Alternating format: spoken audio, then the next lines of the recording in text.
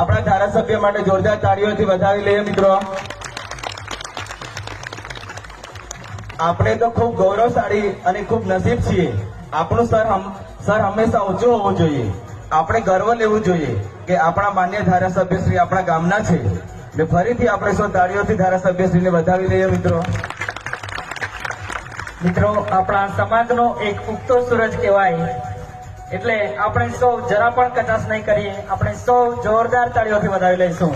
આપણા ધારાસભ્ય સાહેબ શ્રી ચેતરભાઈ વસાવા સાહેબનું સ્વાગત થઈ રહ્યું છે, ત્યારે આપણે સૌ તાળીઓ પાડવામાં જરા પણ કચાશ નહીં કરીએ।